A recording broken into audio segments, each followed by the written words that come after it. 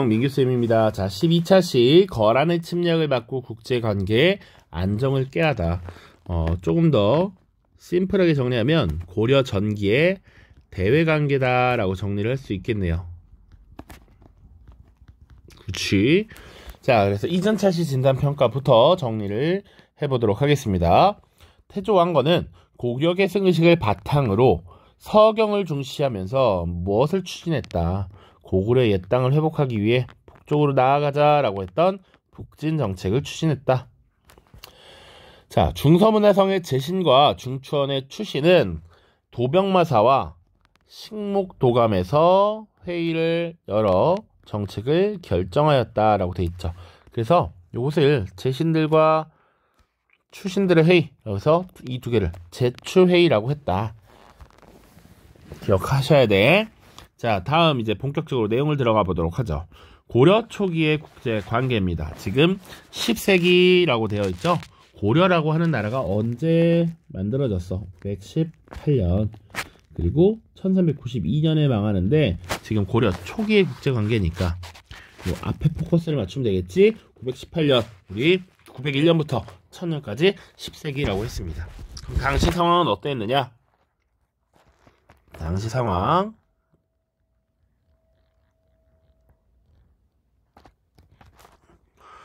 자, 여기 고려가 통일했고요. 바다건너 일본 있고요. 여기 거란족이 세운 요 나라가 있고, 아직 금나라를 만들기 전이지만 여진족이 여기 깔짝깔짝 하고 있습니다. 그리고 여기는 중국의 재통을 이룬 송나라가 되겠습니다. 송나라. 요게 10세기야. 그래서 송나라와 거란이 세운 요 나라가 대립하는 가운데서 우리 색깔을 빨간색으로 표현하는 게 낫겠네요. 적대적인 거. 반면 고려는 송나라와 좋은 관계, 우호적인 관계를 맺고 있으면서 중국의 문물을 수용하고 있었다라는 것이죠. 그럼 이 시기에 외교 관계는 어땠는가? 첫 번째, 바로 태조 왕건부터 살펴보겠습니다. 발해를 멸망시킨 거란을 적대시했고 중국의 한족 왕조와 우호적인 관계를 유지했다. 이게 바로 송나라가 될 텐데, 사실 송나라는 960년에 건국된 왕조야. 그래서 송나라가 건국되기 이전에 한족들의 왕조와 주로 잘 지냈다. 이민족 왕조와 잘 안 지냈다. 이렇게만 보시면 되고요. 북방의 여진족에게는 회유와 토벌 정책을 병행했다라고 보시면 돼. 자, 요거 1대 왕이었고요. 3대 왕 정종 때 약간의 모습이 나타나는데, 거란의 침입에 대비해서 광군이라고 하는 군대를 편성합니다. 일종의 예비군이었고 거란이 언제 내려올지 모른다라는 위기감에 편성을 했던 것입니다. 그리고 여진에게는 공물을 받고 물품을 하사했다라는 내용. 지금 보니까 이 대외관계는 주로 어떤 나라들과의 관계, 어떤 민족과의 관계다. 중국의 한족 왕조의 송나라, 그리고 거란과의 관계, 여진과의 관계, 요걸 보는 게 오늘 수업의 핵심이다. 고려 후기가 되면 몽골의 침입도 받을 텐데 그것도 살펴볼 겁니다. 자, 거란의 침략과 극복, 그리고 여진의 정벌입니다. 요 부분이 꽤나 사실은 흥미롭게 다룰 수도 있는 부분이고요. 내용이 은근 디테일한 부분입니다. 거란 침략의 극복이라고 되어 있습니다.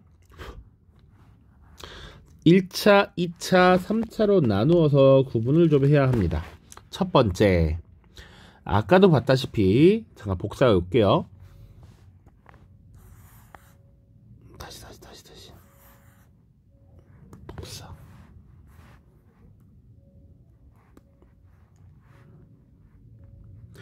자, 요런 관계였잖아. 고려와 송나라는 지속적으로 친선 관계를 유지하고 있고요. 거란과는 지금 친교 관계를 맺지 않고 있어. 그래서 거란이 이 송나라와의 경쟁에서 지금 이쪽 송나라와 싸우고 있잖아. 그런데 이 송나라와 고려와 친하니까 전쟁을 벌일 때 후방에서 고려가 공격할 수도 있겠지. 이걸 막기 위해 고려와의 관계를 우선적으로 정리하려고 노력합니다. 그러나 외교 관계는 수립되지 못하자 결국 거란이 침략을 하게 돼. 첫 번째, 이 당시 서희라고 하는 인물이 거란의 소손령과 외교 담판을 벌이게 되죠. 그래서 오히려 우리가 이때 강동 육주라고 하는 지역을 획득하게 됐다. 강동 육주 지역은 보통 한 요 지역 정도를 의미합니다. 그러니까 당시 소손령이라고 하는 인물이 야, 너네 원래 신라에서 나온 나라잖아. 그런데 왜 신라 땅을 넘어서 더 넘어오려고 해? 그게 첫 번째. 두 번째, 본심이 나타났지. 너네 왜 우리랑은 친교 관계를 맺지 않고 송나라랑만 잘 지내? 라고 하는 거야. 우리를 왜 제대로 대접하지 않아? 라는 의미였죠. 그러니까 지금 당시 서희가 거란의 요구사항을 듣다가 거란이 어떤 것을 필요로 하는가를 잘 파악합니다. 그래서 아니다. 우리는 원래 고구려를 계승한 나라이고 너희들이 원하는 그 교류관계 맺을 수 있는데 우리 중간에 여진이 자꾸 와서 깔짝깔짝거려. 그러니까 이 여진 세력이 들어오지 못하도록 우리가 안정적인 길목을 장악하면 충분히 너희와 교류할 수 있어 라고 이야기를 하면서 강동 육주를 획득하게 된 것이죠. 오히려 영토를 확장하게 되었다. 자, 그러나 거란과의 관계를 우호적으로 갖겠다라고 하는 약속이 이후에 잘 지켜지지 않습니다. 그래서 거란은 안 그래도 불만을 갖고 있었는데 당시 고려에서는 왕이 교체되는 사건이 한번 발생돼. 강조라고 하는 인물이 왕을 갈아치웁니다.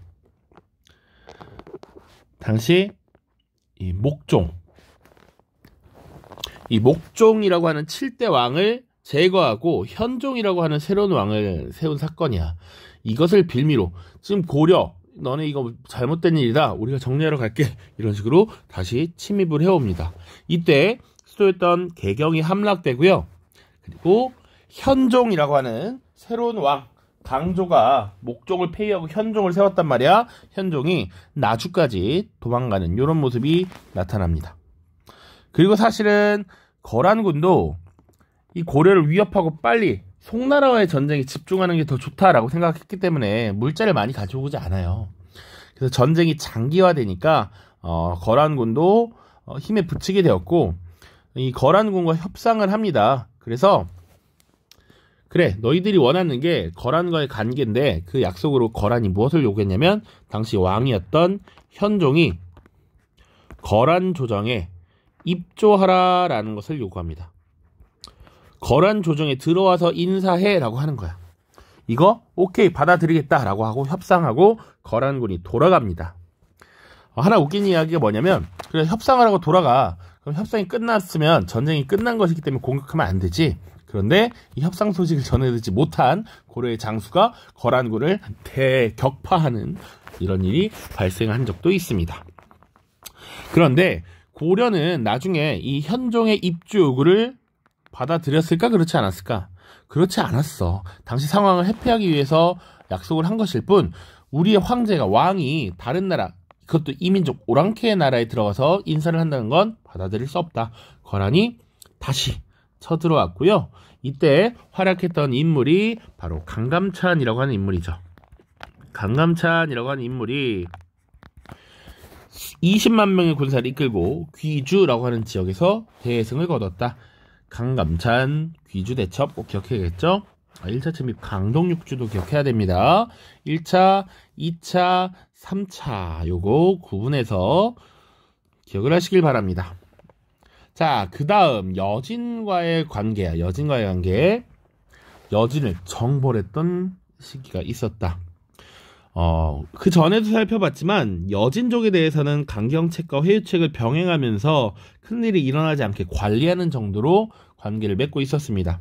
여진은 고려에 조공을 바쳤고 고려는 농기구나 곡식 같은 걸 하사하면서 좋은 관계를 유지하고 있었다.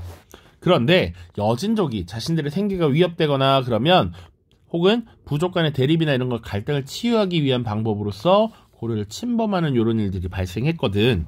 그런데 이 여진족은 유목민족이야. 기마병이 많고요. 신속한 전투 수행 그리고 빠른 퇴각 이런 것들이 장점이야. 이런 것들을 만회하고 이런 일들을 아예 뿌리를 뽑겠다라고 하는 과정에서 윤관이라고 하는 인물이 별무반이라고 하는 특수부대를 편성하게 되는 것이죠. 자, 보시면 12세기 초 여진이 고려의 국경을 자주 침범했고요. 윤관이 별무반을 이끌고 여진을 정벌했으며 동북 지역에 9개의 성을 축조했다. 이때 구성했던 별무반의 특수부대가 세 종류가 있는데, 유목민족인 여진족을 상대하기 위해서는 기마병이 필요하다라고 해서 기병 중심의 신기군, 그리고 이를 돕는 신보군이 있었고요. 그리고 특이하게 승려들로 구성된 항마군도 있었습니다. 일설에는 이 목탁 두드리는 소리가 말들을 굉장히 괴롭게 만든대. 그래서 이 목탁을 두드리는 승려들이 함께 포함된 이 군대가 큰 역할을 수행했다라는 썰도 있습니다. 자, 아무튼 동북 지역의 구성을 축조했다라고 하는 것 기억해 두셔야 되는데, 이 지역은 사실상 산이 많고 농사야 짓기가 어려운 지역이었으며 사람들이 살기 굉장히 힘들었다. 그래서 우리도 사실은 곤란한 입장이었는데 마침 여진이 계속 돌려달라라고 요구를 하니까 결국 여진에게 돌려주었다라고 하는 것 보시면 되겠습니다. 물론 이후에 한 세기 지나서 12세기 후반에 넘어가게 되면 여진족이 통합하고요.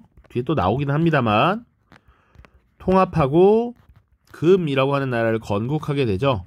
이때 금나라가 이제 우리는 예전에 여진족이 아니야, 우리 관계 다시 수립하자라고 해서 당시 고려의 자신들에게 형제 관계를 맺을 것을 제시합니다. 그들이 형이고 우리가 동생인 것이지.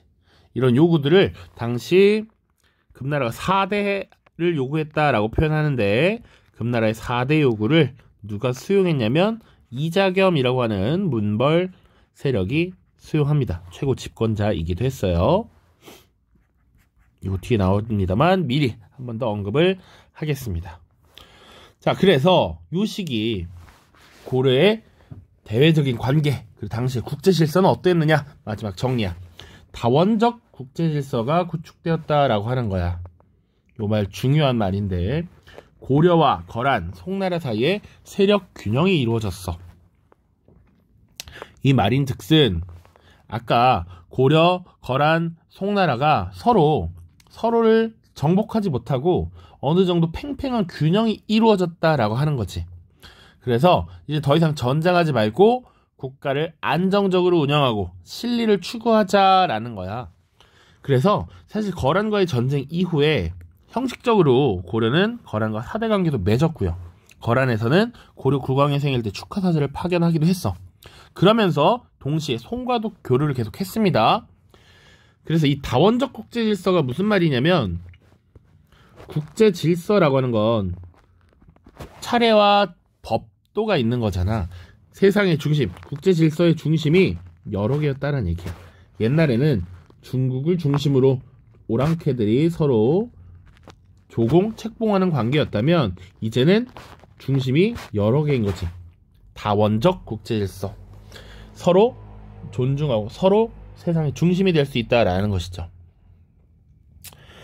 자, 황제국 체제 구축이라고 돼 있어. 이건 또 뭐냐면, 원래 황제라고 하는 것은 중국 본토를 지배하고 있는 한족의 나라, 그들이 스스로를 천자라고 표현하면서 천자이자 황제야. 나머지는 사실은 제후왕 정도로 여긴단 말이야. 그런데 우리 고려도 스스로를 황제국이라고 칭했다. 황제국 체제를 구축했다라는 것입니다. 첫 번째, 자국 중심의 국제관계가 확립되었다. 과거에는 중국을 중심으로 한 국제질서였지만 이제는 중국 중심의 국제질서, 거란 중심의 국제질서, 고려 중심의 국제질서가 따로따로 존재했다. 자, 그래서 고려는 사실은 외부적으로는 중국과의 관계를 고려해서 외부적으로는 스스로를 왕이라고 표현했지만 내부적으로는 왕을 황제라고 표현했어. 이것을 외왕 내제라고 표현합니다. 이런 것이 황제국 체제 구축과 관련이 있는 내용입니다.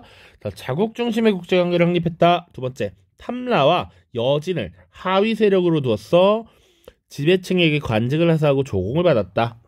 그리고 이런 부분, 황제국 체제라고 하는 것은 국왕의 복식이나 용어, 의례 등을 중국의 황제와 동등하게 했다. 내부적으로 황제국 체제를 구축했다. 이게 방금 얘기했던 외왕내제가 되겠죠. 외왕내제. 되었습니까? 자, 자료학습 보고 끝내죠. 거란 침입의 극복 과정을 정리해보자. 강감찬 동상이 나와 있고요. 고려가 송과 친선 관계를 유지하자 거란은 고려를 침략하였다. 거란의 1차 침입은 고려군의 저항과 서희의 외교 담판으로 극복하였고, 거란의 3차 침입은 강감찬이 거란군을 격파하여 극복할 수 있었다. 대표적 전투 귀주대첩입니다. 귀주대첩.